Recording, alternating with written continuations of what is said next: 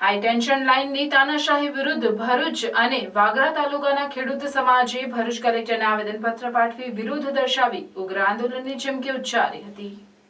ભરૂચ જિલ્લામાં power grid corporation દ્વારા 765 કેવીની 2 અને 440 કેવીની 2 હાઈ ટેન્શન લાઇન ઊભી કરવા માટે ખેતરોમાં આડેધડ મહાકાય ટાવરો સ્થાપવાની તૈયારીઓ સામે ખેડૂતોમાં ભારે રોષ જોવા મળી રહ્યો છે।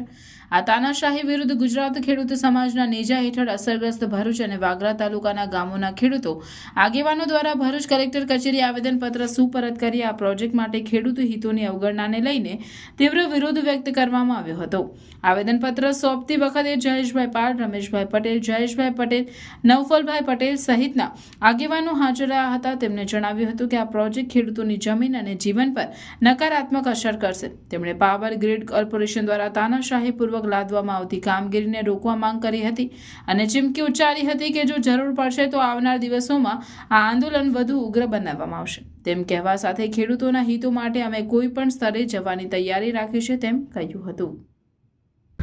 ઘણા સમયથી ખાવડા કચ્છથી લઈને નવસારી સુધીની 765 કેવીની અને બીજી વટામણથી નવસારીની 765 કેવીની એક એટલે કુલ્લે 2 765 કેવીની લાઇન અને બીજી 440 કેવીની 2 લાઇનો માટે power grid corporation of India limited દ્વારા ટાવર નાખવાના પ્રયત્ન કરવામાં આવે છે। કાયદાનું ઉલ્લંઘન કરીને ખેડૂતોને ધાકધમકી આપીને કાર્યવાહી કરવાના પ્રયત્નો કરવામાં આવે છે। એનો ખેડૂત સમાજ અને સમગ્ર ભરૂચ જિલ્લાના ખેડૂતો વિરોધ કરે છે। આજે અમે કલેક્ટર શ્રી દ્વારા જે ઓર્ડર કરવામાં આવ્યા છે અને એમાં જે ત્રુટિ રહી જવા પામી છે અને જે પાવર ગ્રીડ કોર્પોરેશન દ્વારા પોલીસોને સાથે રાખીને જે જોહુકમી કરવામાં આવે છે એના વિરોધમાં અમે આવેદન માટે આવ્યા છે। આવનારા દિવસોમાં જો આ જોહુકમી ઓછી ન થાય, બંધ ન થાય અને ખેડૂતો ઉપર જે અત્યાચાર કરવામાં આવે છે, જબરજસ્તી કરવામાં આવે છે, એ જો બંધ કરવામાં નહીં આવે તો આવનારા દિવસમાં અમે જલદ કાર્યક્રમ આપીશું। સરકાર દ્વારા વખતો વખત નવી ગાઈડલાઇન બહાર પાડીને જાહેરાત કરવામાં આવે છે પણ એની અમલવારી કલેક્ટર કક્ષાએથી યોગ્ય રીતે કરવામાં આવતી નથી। એને લઈને પણ અમે આજે કલેક્ટરને રજૂઆત કરવા માટે આવ્યા છીએ। નવફલ પટેલ, સરપંચ જેટાલ ગ્રામ પંચાયત, પાવર ગ્રીડ કંપની દ્વારા 765 કેવીની 2 લાઇન અને 440 કેવીની 2 લાઇન તથા ગેટકો દ્વારા 66 કેવીની 1 લાઇન જે અમારા ગામમાંથી આવી 5 લાઇન પસાર થનાર છે ભવિષ્યમાં, એના સંદર્ભમાં ગામ લોકોને વિરોધને ધ્યાને રાખીને 12/11/2024ના એક ખાસ ગ્રામસભાનું આયોજન કરવામાં આવ્યું હતું અને ગ્રામસભાના અને ગામ લોકોની રજૂઆતને લઈને ગ્રામસભામાં નિર્ણય લેવામાં આવ્યો હતો કે ભાઈ આ લાઇન અમે અમારા ગામમાંથી પસાર થવા દઈએ નહીં, ખેડૂતોના હિતમાં નથી, જે ખેડૂતને ખૂબ નુકસાનકારક છે અને અમારું ગામ જે 80% લોકો આજે ખેતીએ જોડાયેલા છે, ખેત મજૂરો ખેડૂતોને ખૂબ મોટું નુકસાન છે, જેથી અમારા ગામમાં સખ્ત વિરોધ કર્યો છે લાઇનનો અને ભવિષ્યમાં લખાયેલી લાઇન અમે અમારા ગામમાંથી પસાર થવા દેવા માગતા નથી, જેની રજૂઆત આજે અમે જિલ્લા કલેક્ટરશ્રીને કરવા માટે આવેલા છે।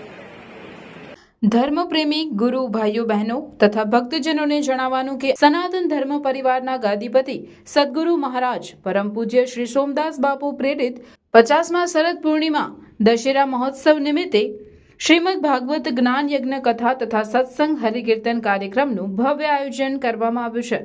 તારીખ 30/12/2024 સોમવારના રોજ આ આયોજન રાખવામાં આવેલ છે। તો આપ સૌને કથામૃતનું રસપાન, પરમ પૂજ્ય ગુરુદેવના દર્શન તથા સત્સંગ હરિકીર્તનનો લાભ લેવા પધારવા ભાવભર્યું આમંત્રણ પાઠવીએ છીએ। શ્રીમદ ભાગવત જ્ઞાન યજ્ઞ કથાનું રસપાન પરમ પૂજ્ય જિગ્નેશ દાદા એટલે કે રાધે રાધે કરાવશે તથા સત્સંગ હરિકીર્તન કાર્યક્રમમાં કમલેશ બારોટ તથા તેમનું વૃંદ પધારશે। સનાતન ધર્મ દ્વારા 50મા શરદ પૂર્ણિમા એટલે કે સુવર્ણ જયંતિ મહોત્સવ પૂજ્ય સોમદાસ બાપુના સાનિધ્યની અંદર ઉજવવા જઈ રહ્યા છે। ખાસ કરીને ભરૂચ જિલ્લાના તમામ ભાઈઓ બહેનો અને ધાર્મિક ભાવિ ભક્તોને આમંત્રણ છે। સાથે સાથે મહાપ્રસાદીનું પણ આયોજન કરેલ છે, તો તમામ ભાઈઓ બહેનોએ મહાપ્રસાદી પણ આ કાર્યક્રમની અંદર લેવાની છે, તો તમામ ભાઈઓ બહેનોને ખાસ આમંત્રણ। શોભાયાત્રા બપોરે 3 કલાકે ગામ નવેઠા સોમદાસ બાપુ ડેરી ફાર્મથી નીકળી કેસરોલ મુકામે પહોંચશે। તો મહાપ્રસાદી સાંજે 5 કલાકે અને મહાઆરતી સાંજે 7 કલાકે યોજાશે। પૂજ્ય બાપુશ્રીની અમૃતવાણી રાત્રે 8 કલાકે અને કથાનો પ્રારંભ રાત્રે 8:30 કલાકે થશે. તો સત્સંગ હરિકીર્તન કાર્યક્રમ કથાના વિરામ બાદ યોજાશે. શુભ સ્થળ કેસરોલ, તાલુકો જિલ્લો ભરૂચ, દહેજ રોડ, ટોલનાકાની બાજુમાં.